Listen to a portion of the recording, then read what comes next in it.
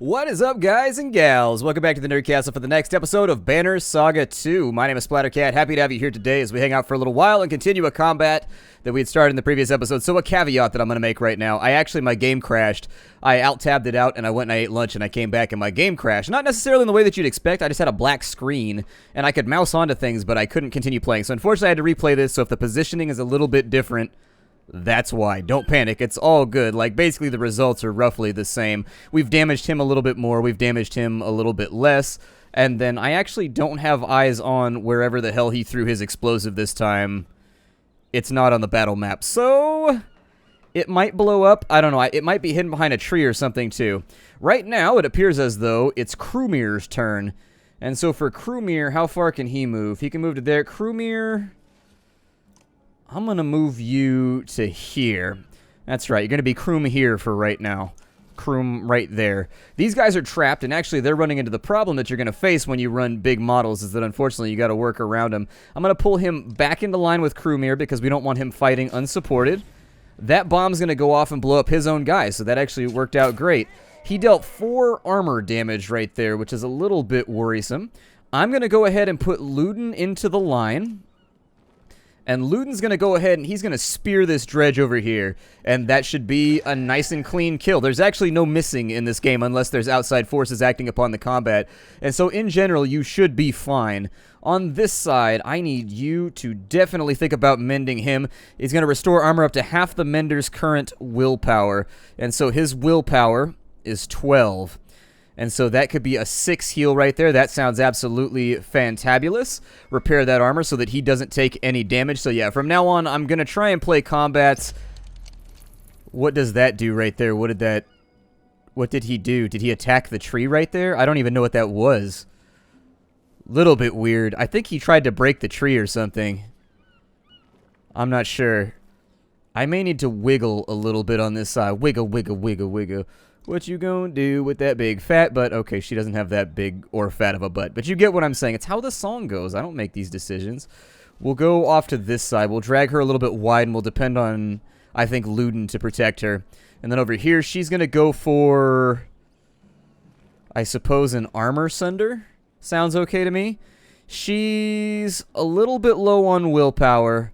But if it gets this guy off the field, I feel okay with it. I tend to play this game a little bit balls to the wall in that I kind of feel like you're supposed to be using as much attack power as early on as possible. On this side, I'm going to use Bring the Pain. How much does it do? It breaks an enemy's armor and punishes them for retaliating. So rank 1, it breaks the damage to the target divided by +1, return the favor. I may actually just have him attack because he's sitting at 12 right now, which means he can pretty close to one-shot that guy. Let me go ahead and I'm going to go back on that decision. Because everybody knows Vikings are known for going back on their word. He's probably going to throw a bomb out here would be my guess. On this side, this guy does not have a ton of armor. So I'm going to go ahead and I'm going to stop up.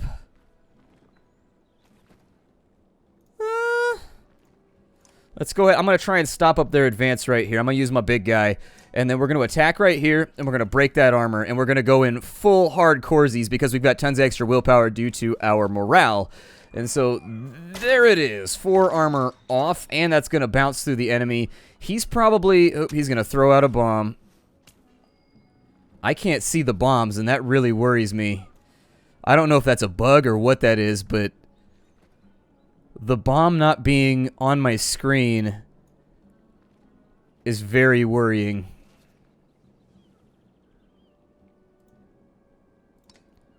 Oh well, we'll just have to play around it, I guess. He's got impaled. That's a knockback, I think.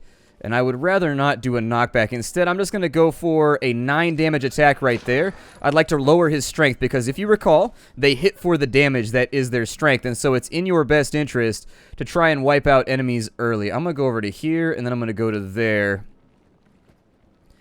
And then we're going to attack for 7 on this side. It looks like Luden's going in for a pretty good amount of kills this round. So that's pretty sweet right there. We've got a big attack coming out this way. What the hell does that mean? He's doing wiggly shit. I don't trust wiggly shit. He's doing crazy wiggly dance stuff. I think this right here, this button makes it so that you regenerate willpower, I think. Let's click it. Yeah, it restores willpower, I think, to the person you have selected. The game does have some bugs right now. Like, right now, my banner is not being displayed properly. There's a number of things that I think will probably be polished up on, like, a day one patch or something. I just don't know when that's going to happen. For now, his arc lightning goes diagonal, which means it'll hit that little guy right there. And if I go all in, it'll do strikes target for 2 strength, continues diagonally, doing +1 strength each time. Yeah, let's do that.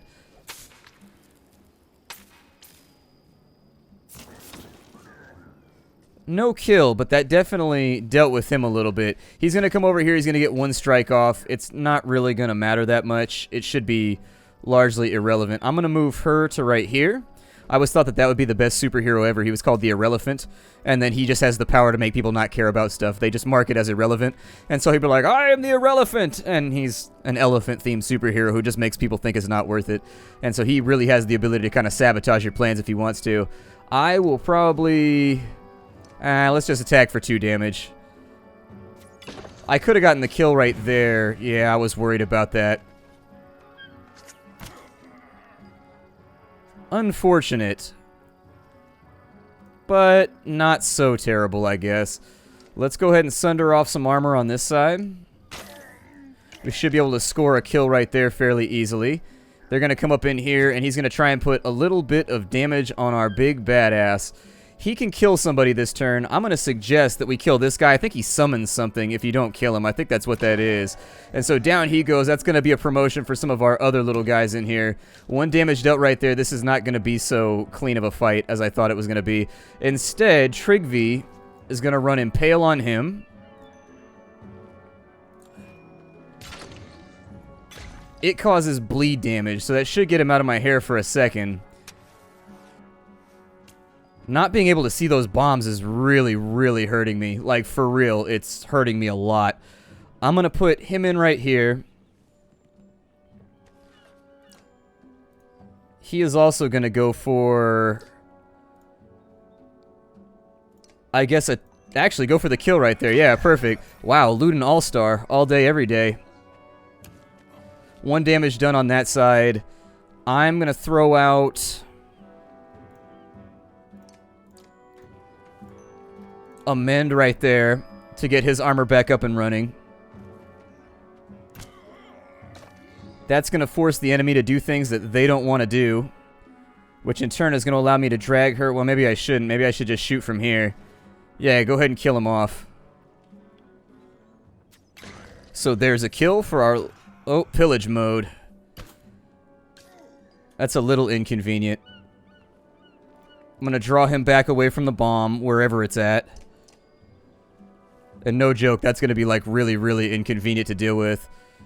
And then I'm going to have to drag him back, too, because the explosive's going to go off. I don't know if it's neutralized at the point where you kill off that guy. I doubt that it is. I sincerely doubt that it is. But, yeah, it's not showing the bombs on the battlefield, so going to be tough to deal with. With Trigvi on this side, he's only got 3 strength left.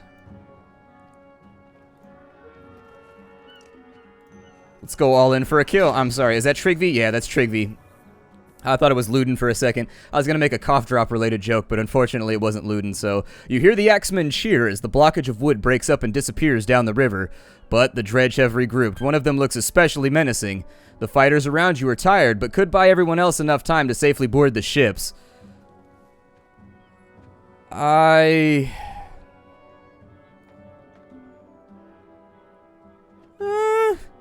get to the ships. We're a little roughed up right now, and whereas I can maintain people's armor for a little while, we took more damage than I wanted to. You and your fighters turn and run, leaping for the long ships at the river's edge. Slinger rocks knock against shields and a few helmets, but the ships move away. Everybody is safe until a glowing rock lands on the bow of a rear ship. The explosion kills a few. The river kills the rest.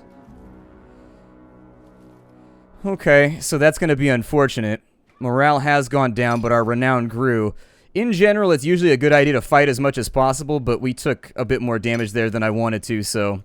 Bunch of promotions to think about. That's due to the fact that I can't see the bombs on the ground, though. And until I can see the bombs on the ground, unfortunately, we're just a little bit screwed. So, maybe... I don't know. Let me fiddle with it in just a second. Back on the river again. We might make it down this river to the capital without any more trouble. You look at Ivor, surprised by his optimism. And I might sprout wings, start flying. Would that make up for your missing arm? Hey, I get to make jokes about losing my arm, not you.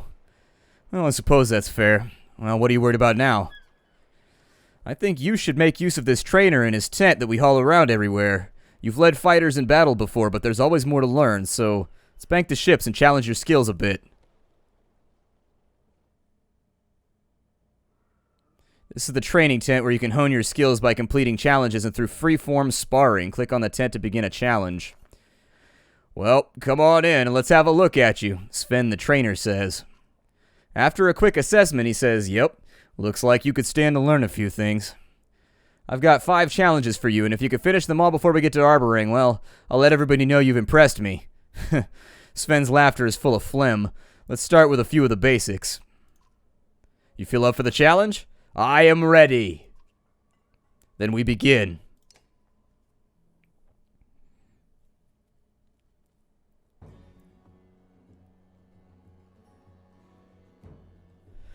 So we can click on an objective. When hack on or any Varl warrior attacks a target, all enemies adjacent to the target always so take damage. Okay. Kill an enemy using puncture is a stationary. If your archer is stationary and the enemy's armor is damaged, you can kill him. We can form a shield wall. Position your raider adjacent to an ally. Ready. Shield warrior. Adjacent to an ally. Little bit of damage done right there. What I would prefer to do, he's 8, 10, and okay, so he's not in amazing shape. It's alright, though. We gotta act decisively. This is not a game where turtling is gonna get you a long way. You kinda gotta play the game as it goes along. Sunder off a bit of that armor to start out the fight. They're gonna have a range advantage, so we gotta watch out for that. However, we do have an option.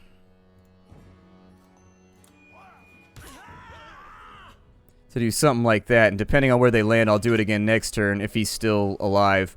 And okay, with puncture, we need to get her into position so that she can fire on somebody on the next turn. She's got Bird of Prey. What does that do? Fire arrows at greater range with a 100% chance to hit. Oh, I could have done that, okay, straight off the start, but whatever. We're not going to worry about it right now. Instead, let's start out with a 5 damage hit right there. We'll bump it up for the kill. Bump it up. A bump it on up. What? And so we got to kill an enemy using puncture. That's probably that guy right there is what I'll line him up for.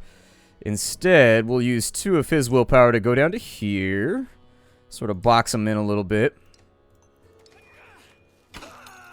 Keep working that armor a tad.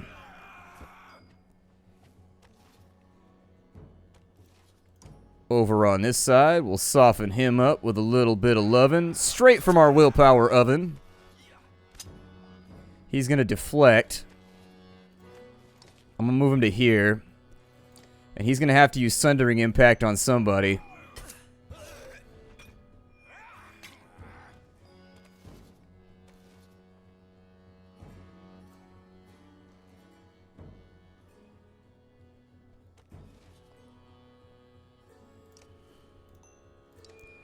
Let's get that armor off.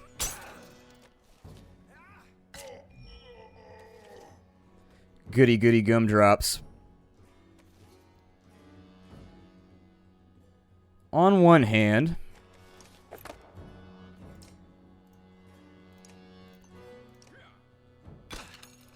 their armor is still looking remarkably stiff right now, and I don't like that very much at all. Still,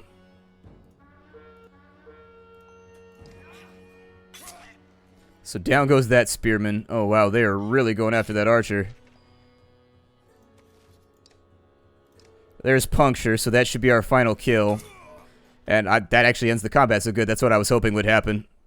This seems like a really violent way to hone your skills. Like, I feel like you would spend a lot of time up in the medical tent after stuff like this. Battle objectives are completed. I don't know what we pull out of that. Oh, a little bit of free renown. Good. The first game was very renown starved unless you took all the combat options, and so check back frequently for more challenge sessions or spar anytime that you like. let's go ahead and have a look at this conversation. You watch for a moment as Avon, Juno's apprentice and the mender found nearly dead at Ridgehorn, moves his staff in a complex pattern, repairing some armor. Not a bad festival trick, right? I've seen worse. And I've seen better, like yours back in Borsgard with stopping Bellower. Yeah, for all the good it did. Avon watches you, studying your face before speaking. I know the pain in your eyes. Remember when we left Sigerholm? I just knew that if we could wait one more day, Juno would arrive. And you were wrong. Like you are now. You saved hundreds of lives, each one grateful for your leadership. And all it cost me was my daughter. I'd give anything to have her back. Avon's face falls. Might have to sew that back on. Gravity's tougher out here. I think it just skipped something. Oh, man. You don't know how dangerous that thinking can be. That's unfortunate. Well, what do you mean? That'll explain what he said previously. He seems to shake himself from some distant memory. Nothing. Just believe me. You're protecting these people. You're seeing them to safety? It's the only hope for the future. Avon picks up the repaired armor, hitting it with his staff to test it. I'm glad we could talk, but I gotta go check on the fighter who was wearing this. I don't know if we should rest for right now. We've got 9 days worth of supplies left. Resting would help people. I don't know to what extent, though. My experience with the previous game is not really so great. It was one of those games that I always told myself I was going to beat a second time and then just never did. And so I feel kind of idiotic about it. I definitely would like to level him up. So he needs 9 in order to get going. Okay, so that's fine. We get 2 points available.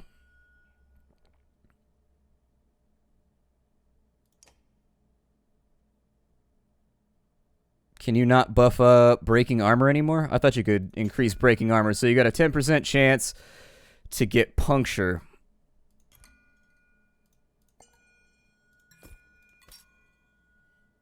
Okay. I thought in the previous game you could raise this and make it better. Unit has points available to spend. Yeah, I know. That's okay. Well, if I can't do that, his exertion would be good then too, so I can break armor even better. So I'm going to raise his exertion so that he can sunder off 7 armor in one hit. And then from right here, we've got dodge and we've got lucky shot. The god Dingler might be dead, but only luck explains some of these hits. 30% bonus hit chance.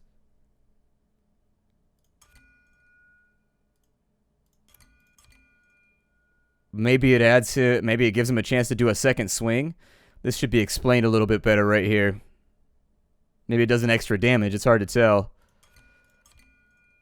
15% dodge is not that good, so I'll probably go with the higher value. Not knowing what this does, we'll just kind of have to wait and see.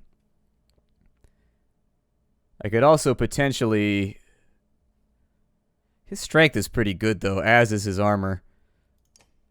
That's fine. I'd like to see him just go all in, and that gives him 2 turns where he's sundering off armor at a ridiculous rate.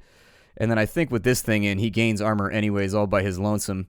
I didn't know if that was better used on somebody else, but that puts Crewmere up a little bit into rank 5 territory. Trigvy's at level 3. Takes 7 to upgrade him.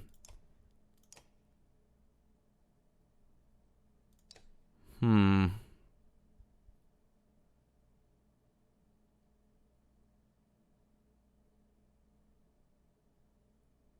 don't know what I'd like to do right now. You don't really want to sit on it either, because level ups are a really, really big advantage as you go further into the game. Got a lot of people who are ready for level up. Probably, how much does it cost to take Hakon up a level, out of curiosity? Costs 13. Oh, he gets a second ability too. That'd be pretty good. Alright, well let's just wait it out for right now.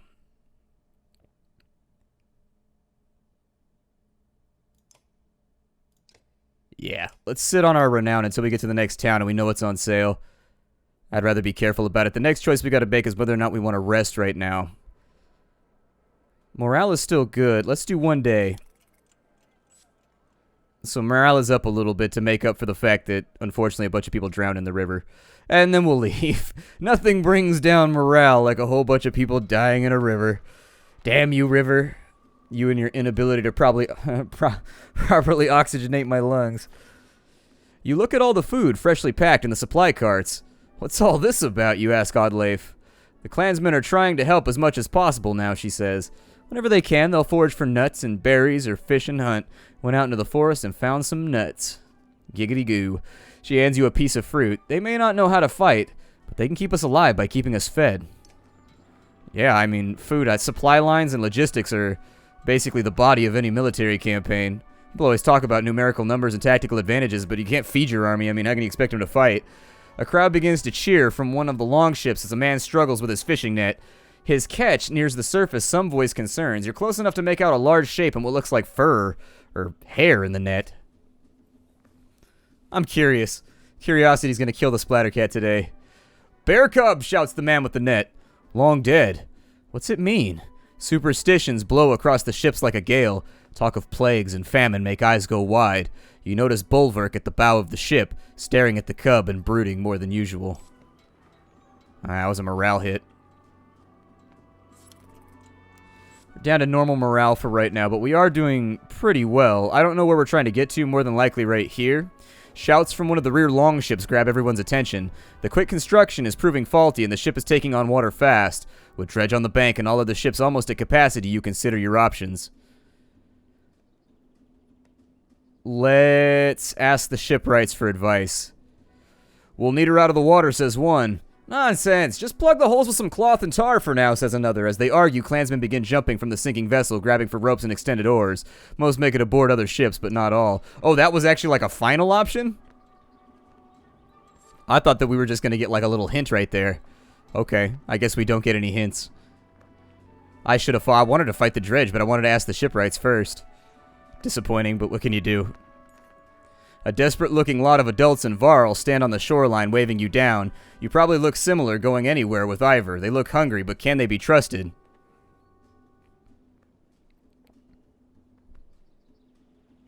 Slow the boats and ass. They're probably brigands, but what are you going to do? I can't leave people behind. This game is not a kind game on people with kind hearts like mine. I'm empathetic, and it gets me into a lot of trouble in this game.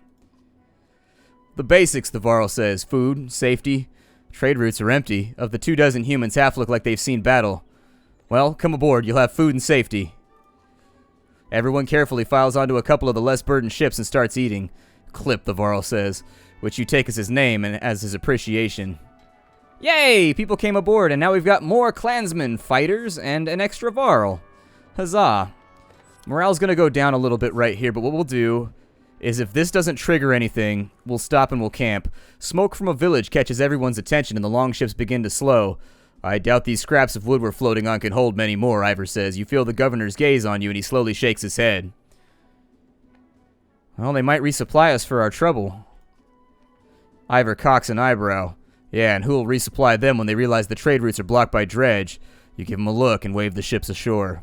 When the ships land, you and a few others rush towards the smoke, but the closer you get, the stranger the situation. There's no sounds of battle or people panicking to put out fires. Keep going, Bulwark growls. We'll see that the dead are carrying. The Varl's comment defies tradition, but so do many things about him. Let's push on. We're already here. A barn is the only thing burning. No one else is around. That's unusual, Oddleif says. Some kind of trick? Maybe, but let's look for supplies while we're here. The village is stripped of anything useful. Those around you are frustrated by wasted effort. After a slow trudge back to the others, Rugga stands aboard a ship, shaking his head. Some thieving bandits ambushed us and took off in a supply ship while you were on your do-good mission, he says. We'll be even more crowded now. Glad you're at the helm. What, you didn't even try and stop them? I feel like you're probably the guy. Alright, let's go ahead and camp for now. I feel like he had something to do with it. He looks like a betrayer to me. He's already talking about treason against his king, so let's rest for a day to help with morale.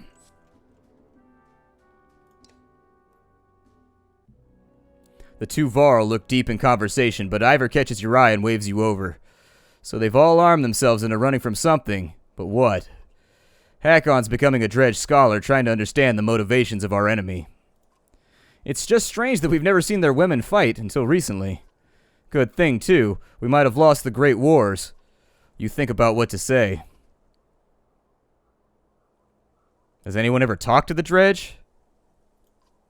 The both Varl look at each other. There are rumors that some have tried and been killed in the process. A lot of nonsense, scald tales about the sound of a dredge's voice making your skin fall off. So there's no communication with the enemy. Is that normal? We were too busy killing to worry about a fireside chat. Besides, they only ever make warbling sounds. I'd guess if anybody has talked to him, it'd be the Valka, but good luck getting them to give you a straight answer. What happened back then? A great deal of killing on both sides. Imagine waking up to dredge attacks every night. Back then, the sun actually set. You'd wake up to a sound and see nothing but glowing eyes all around you. Ingvar probably told you. We never got close to pushing them back to the depths they call home. Actually, Ivor's never said much of anything about the past. Oh? Ivor says nothing and just holds Hakon's stare. Well, he's probably got more stories than you could hear in your short lifetime. Juno says that there's darkness coming. But what Valkas say and mean aren't always the same. They talk in riddles. Prophecy. Still, it might explain why the dredge are everywhere. Like somebody kicked an anthill. Maybe whatever's coming hit them first. Or maybe it's just a new tactic for the war. If they've learned to crack the ground and call a giant serpent, then we're all dead, and we don't even know it yet. I'll leave you two to figure it out. You should know, the clansmen have been talking about us killing women and children, dredge or not. It's not sitting well with everyone, which is probably the way it should be. I say if it's us or them, we make sure we're still standing. I'm bothered by your decision to destroy Einertoft's bridge. Let it go, Hakon. It was the best decision at the time. To collapse a bridge that cost thousands of Varl lives to build? If it weren't for your damn horns, Ingvar, I'd swear you were an overgrown human. Two giants begin trading insults and you step away, letting them vent. I don't want to be involved if they end up attacking each other. For now, it looks like we're out of time. So my name is Splattercat. Thank you for joining me here at the Nerd Castle for the next episode of Banner Saga 2. We're off to a rocky start. Off to a very, very rocky start. I've got to get my cold, vicious center back. I need to start acting opportunistically and ignoring people. Got to kill my empathy, otherwise this trip is never going to end well. I will see you all later. Thank you for coming by. If you wanted to get the game, get it down below. I'm sure a lot of you will want to make different decisions than I made. My decisions, I try to justify them as best as I can, but they just don't turn out. This is a game where bad things are going to happen, and you just got to learn to live with it. I'll see y'all in the future. Bye, everybody.